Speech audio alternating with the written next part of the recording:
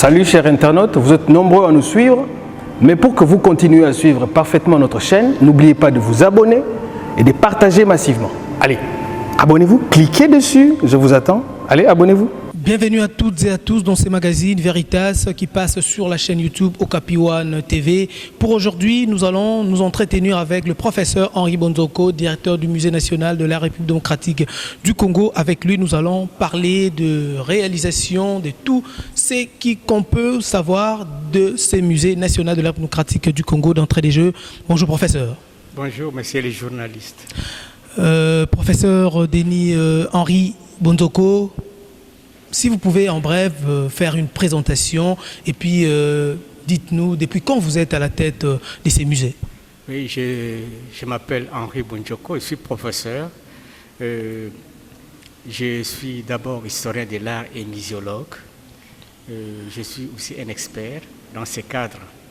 C'est depuis le 14 juin 2019 qu'on m'a nommé directeur du Musée national de la RDC. Mais le musée lui-même a été inauguré le 23 novembre 2019 par le président de la République. Nous sommes ici au musée juste pour conserver le patrimoine culturel de la RDC. Quand on parle de patrimoine, c'est l'héritage que nous ont légué nos ancêtres. Et cet héritage, nous le présentons au public. Pourquoi nous le présentons au public? C'est-à-dire, à ce moment-là, nous devons nous référer à la définition du musée.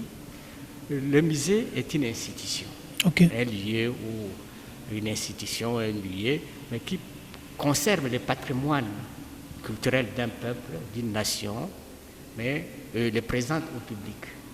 Et pourquoi nous le présentons au public? C'est-à-dire que là, il y a trois raisons. On le présente au public pour les chercheurs, donc il y a la recherche scientifique qui peut se faire. Nous avons aussi l'éducation et nous avons aussi l'élection. L'élection, c'est le divertissement. Vous voyez que le musée, à ce moment-là, devient le point de référence ou un réseau de référence qui montre à peu près nos valeurs culturelles.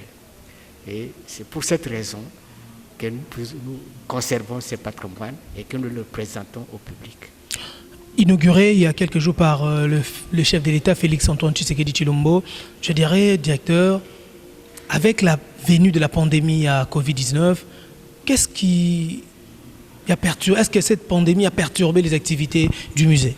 Effectivement, au début, à peine que le président inaugurait le musée, il y a eu vraiment un engouement du public. Mais subitement, ce public qui commençait déjà à cultiver une culture muséale, s'est vu couper court de cette envie-là de venir découvrir le patrimoine, de venir découvrir les réalités culturelles de la RDC, découvrir le génie créateur de leurs ancêtres. Comme la pandémie est là, donc, disons, c'est un fait qui arrive, qui ne dépend pas de notre volonté, ni de la volonté des autorités étatiques. Et nous sommes obligés maintenant à fonctionner, à faire en sorte que nous puissions assurer ce qu'on appelle les services minimums. Pourquoi nous ne pouvons pas arrêter? Parce que si nous arrêtons, les objets aussi sont en danger. Nous devons les protéger, nous devons contrôler l'environnement, contrôler l'humidité, contrôler s'il y a les insectes, essayer aussi de voir des objets que nous pouvons voir et comment on peut arriver à les restaurer, comment on peut arriver à les conserver dans de bonnes conditions. Sinon, si nous les abandonnons, nous risquons encore d'avoir des dégâts, non pas seulement des dégâts matériels, aussi perdre que certains objets. Et nous devons assurer cette... Mais comme il y a la Covid, comme il y a cette pandémie, alors qu'est-ce que nous faisons? Nous respectons les mesures. Donc les autorités nous ont dit de respecter scrupuleusement. Vous avez remarqué qu'à l'entrée, vous avez été contrôlé pour voir la température. Après, on vous a demandé de laver les mains. On vous a exigé de mettre votre cache-nez. Et on vous a dit au musée, quand vous entrez, ne nous saluez pas avec la main. Si vous voulez tousser, il faut utiliser votre coude. Et si vous éternuez, il faut bien cacher les choses. Et puis, il faut aussi éviter parfois aussi à toucher les visages. On vous a dit toutes ces instructions pour que nous puissions ensemble respecter les mesures et nous protéger et ne pas être aussi, les musées ne doivent pas être aussi des vecteurs de transmission de maladies. Et nous faisons aussi, nous désinfectons aussi nous-mêmes nos salles, nous les désinfectons et quand nous désinfectons, nous faisons au moins 3 jours où nous entrons, mais pas rester dans des bureaux. Et pour éviter, puisque les produits que nous utilisons ne sont pas seulement pour lutter contre la maladie, aussi lutter contre les ennemis de nos collections. Et nous le faisons. Et nous respectons toutes ces mesures, mais malheureusement, ça prend du temps. Et au fur et à mesure que ça prend du temps, on commence parfois à lâcher.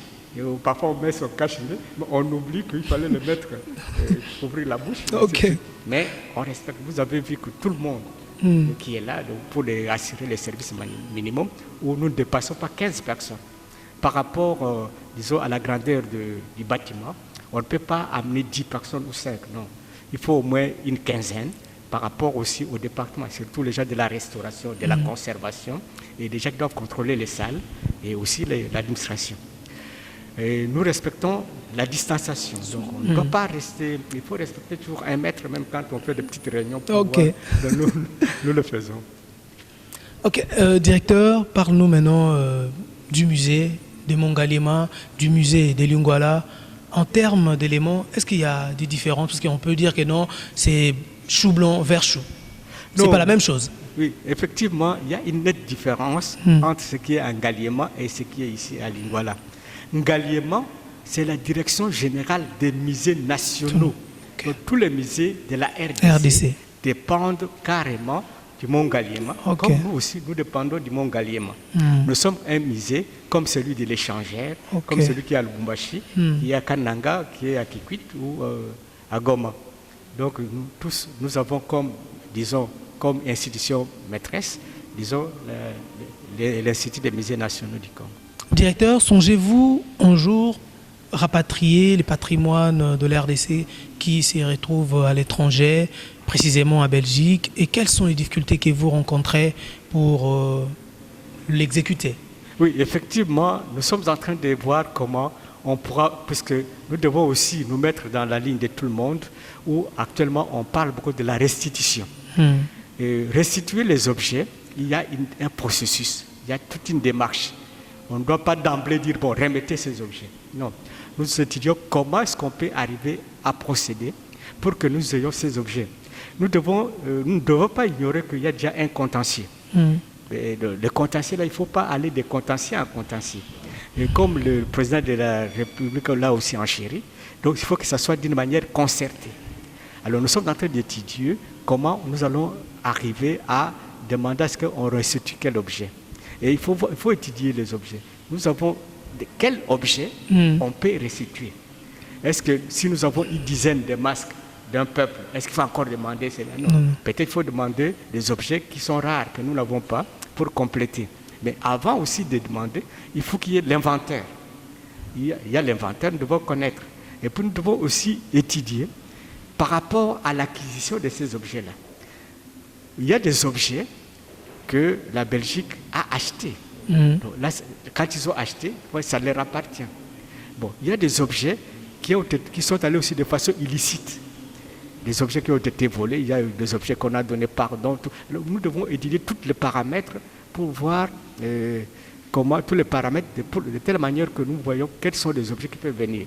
Mais d'emblée, le musée de Tervuren a accepté de faire ramener à la RDC tout ce qui est comme résultat de fouilles archéologiques après 1960. Okay. Vous voyez ça d'emblée. Mais nous ne pouvons pas non plus dire que ça vienne immédiatement. Il faut créer des structures. Il faut chercher à créer des structures d'accueil. Si ça venait, où est-ce qu'on va mettre ces objets-là? C'est la même chose aussi pour les objets que nous allons demander à restituer. Comment, si on nous les donnait, où est-ce que nous allons le mettre et qu'est-ce qu'on doit faire avec? Mais entre-temps, sur place, nous sommes en train d'étudier, de faire une étude comme si la Belgique nous remettait tous les objets immédiatement. Okay. Qu'est-ce que nous allons faire? Imaginez si on nous ramène les 180 000 objets qu'ils ont là-bas, immédiatement. Qu'est-ce que nous allons faire? Entre-temps, nous sommes en train de dire, bon, bien sûr, ils ne vont pas nous donner tout. Parce que ça devient maintenant, disons, l'héritage partagé.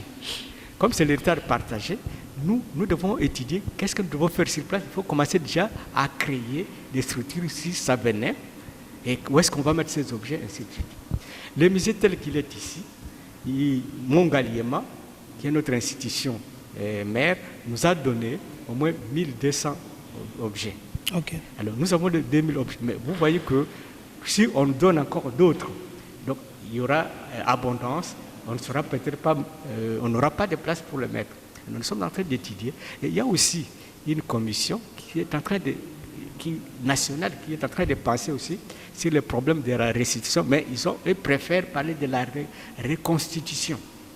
Reconstitution, pourquoi? Parce qu'ils disent que nous n'allons pas voir seulement qu'on nous remette des objets, mais ici aussi sur le terrain, nous devons voir comment on peut reconstituer notre culture. Il y a beaucoup d'éléments ici sur le terrain que nous devons chercher à ramener pour que l'on puisse donner cela au musée, aider les musées, disons à l'interne comme à l'externe. Donc tout c'est un processus. Donc nous sommes déjà en pourparlers avec la Belgique. Et nous y allons, mais ça allait déjà même avancer, mais cette pandémie qui est internationale a bloqué certaines choses. Mais sous coulisses, nous travaillons par des correspondances, tout ça, où nous parlons de ces mêmes problèmes. Donc nous sommes en train de voir qu'est-ce qu'il faudra faire au juste. Et nous demandons aussi au peuple congolais de comprendre qu'il n'y a pas un relâchement pour dire que nos terres continuent à garder nos objets. Non, on ne doit pas non plus précipiter des choses. Okay. Vous voyez, nous devons voir Macron, quand il parle, le président Macron, lui voit plus l'Afrique francophone avec la colonisation française. Mais nous n'avons pas les mêmes réalités, nous, au Congo. Nous avons été colonisés par la Belgique et ils ont été colonisés par les Français. Les Français avaient une politique d'acculturation. Vous êtes africain, mais on fait de vous un Français. Mais chez nous, ce n'était pas le cas. Okay. Chez nous, c'était nous dépouiller de notre culture.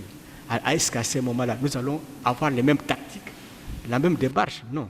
Et c'est ce que nous sommes en train d'étudier. Il faut qu'il y ait une démarche, comme a dit le président, une démarche concertée. Et nous savons que ce sont des objets qui reviendront, mais il faut voir aussi comment ça peut venir. Donc c'est dans ce sens-là que nous sommes en train de travailler. Okay. Mais les difficultés, oui, bien sûr, il y a une institution qui est l'Institut des musées nationaux, mais le musée est encore trop jeune. Il n'a que quelques mois d'existence. Et vous voyez, au départ, on n'a pas un frein de fonctionnement. Mais nous avons essayé, au départ, il y avait un banc où nous étions en train de chercher comment avoir un fonds. Okay. D'abord par nous-mêmes, avant de demander. Il y a des lettres par-ci, par-là, mais tout a été coupé court.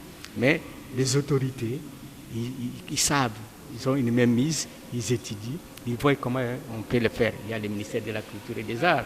Et entre-temps aussi, dans le ministère des Arts, il y a aussi d'autres institutions qui sont dedans. Il y a les archives, il y a la bibliothèque, et il y a le genre des langues, la CICIBA qui est dedans. Donc, nous travaillons toujours en synergie pour voir ensemble comment nous pouvons trouver des solutions. D'abord, des solutions par nous-mêmes, avant de solliciter aussi, disons, la vie des autres. Donc, c'est ce que nous sommes en train de faire. Et vous allez voir que si tout va bien, s'il n'y a rien qui est dérangé, après le confinement, nous aurons, d'abord un forum qui concernera ces problèmes de restitution. Après, nous allons chercher aussi à faire un colloque qui sera maintenant sous-régional, ainsi de suite, pour trouver ensemble des solutions ou chercher à créer des réseaux pour que nous puissions nous-mêmes, nous tous, parler le même langage par rapport à notre culture, par rapport à notre patrimoine. Ingénieur, vous êtes un doyen, un vieux loup dans ce domaine. Qu'est-ce qui a changé après l'indépendance de 1970 à aujourd'hui, à nos jours, à 2020? Qu'est-ce qui a changé? Est-ce qu'il y a eu des nettes améliorations? Et je dirais, quelle relation entretenez-vous avec vos autorités, je dirais, le ministère de la Culture et des Arts? Oui, vous allez voir qu'après l'indépendance, disons effectivement, du point de vue muséal, il y avait des musées, mais ces musées-là étaient d'abord, disons, des musées privés, créés par des privés ou des amis des musées, ainsi de suite. Mais après les années 70, s'il faut parler comme le BED de 1970, donc dès qu'on a créé l'Institut des musées nationaux du Congo, il y a eu maintenant cette envie-là d'aller sur le terrain, récolter les objets et former, disons, arriver à avoir au moins plus de 45 000 pièces et pour créer l'Institut des musées nationaux du Congo. Alors, on ne s'est pas arrêté à ça. Après, progressivement, d'abord, il fallait travailler comment protéger ces objets. Il y a eu la coopération belge qui a commencé à diriger ces musées. Par après, c'est l'africanisation. Ce sont des Congolais eux-mêmes. Et à partir de cela, vous voyez, progressivement, on a commencé à créer d'autres musées. Et aujourd'hui, nous avons un musée qui est géant en Afrique, et surtout en Afrique centrale. Et vous voyez qu'on progresse. Et nous voyons que la conscience sur la culture vient de plus en plus et anime de plus en plus les Congolais. Les Congolais cherchent maintenant à retrouver ses vraies valeurs, à retrouver ses fondements, son identité. Et c'est cette lutte-là que nous sommes en train d'aller ensemble. Vous allez voir que même vous-même, quand vous observez, prenons ce qui s'est passé l'année passée, n'est pas ce qui se passe cette année. Et vous voyez que même si nous sommes confinés, les Congolais ont toujours cette envie-là de se découvrir, de connaître son identité à tout point de vue. Et c'est la même chose. Donc ça veut dire que tout, on progresse. Par rapport aux réalités, par rapport aux efforts qu'on fournit, on cherche maintenant nous avons connu l'indépendance. Mais cette indépendance, s'il était politique, nous sommes en train de chercher aussi l'indépendance culturelle. Et puisque nous voyons que la culture étrangère, la culture importée, cherche à effacer la nôtre. Et alors maintenant, il est temps, nous avons pris cette conscience, il faut à travers les musées chercher à susciter cette envie. Et c'est cette envie-là de reconnaître sa culture et de l'utiliser pour le progrès, pour le développement durable. Et c'est cet effort-là, c'est comme ça que le musée s'est donné comme tâche de créer ce qu'on appelle une culture muséale. Disons, amener les gens au musée et qu'ils découvrent leur culture. Et vous allez voir que même dans les expositions, par rapport à la pré-indépendance, les expositions étaient d'abord des expositions ethniques. C'est-à-dire que l'ethnographie, on parle de Chokwe, Luba, Pende.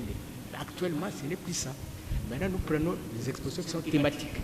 Et thématiques, quand on parle des objets qui ont trait au pouvoir, donc vous voyez, vous-même, vous voyez comment nous sommes organisés en État, en empire. Quand on parle de la musique, on vous montre les instruments de musique, mais notre musique, qu'est-ce que ça fait? Donc, pour que nous puissions avoir conscience que nos ancêtres n'ont pas fainéanté non plus, ils ont fait beaucoup de choses et nous pouvons aussi nous enraciner et pour que nous puissions aller de l'avant. Directeur, une dernière question peut-être qui me taraude à l'esprit. Que faire, et surtout avec nos musiciens? C'est vous qui allez vers eux ou parce que souvent on sait très bien, ils ont peur.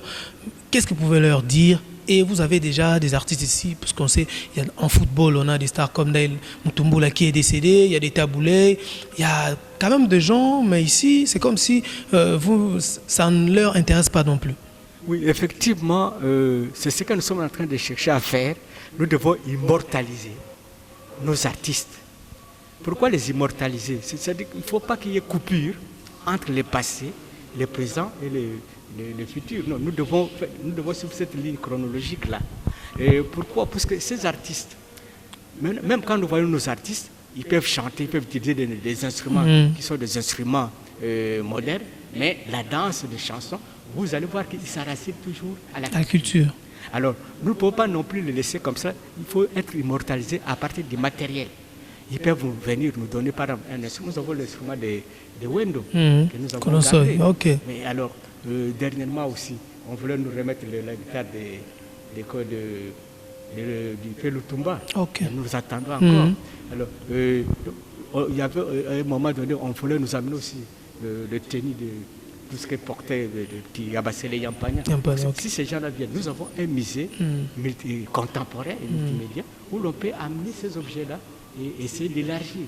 Et pourquoi pas nous donner beaucoup d'objets, de revoir notre musique depuis l'indépendance tcha-tcha-tcha, et pour que nous puissions créer un musée de musique.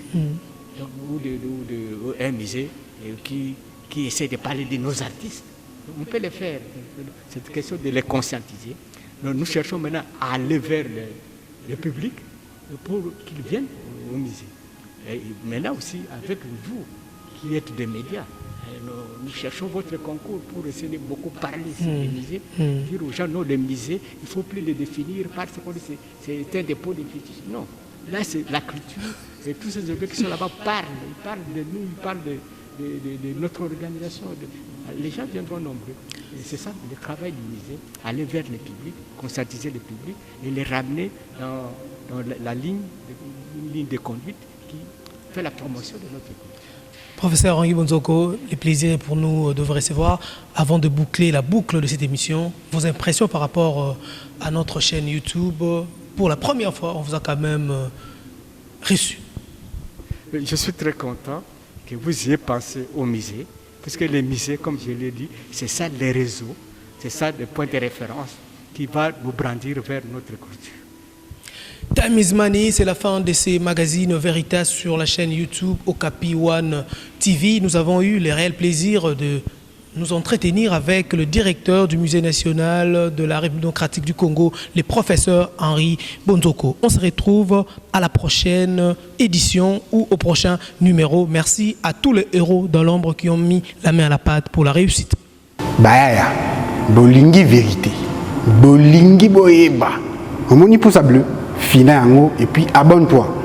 Vérité non c'est ça blague comédie makamba qui toque. Bah j'ai la tendance bah internet tout beaucoup massivement. Abonnez-vous.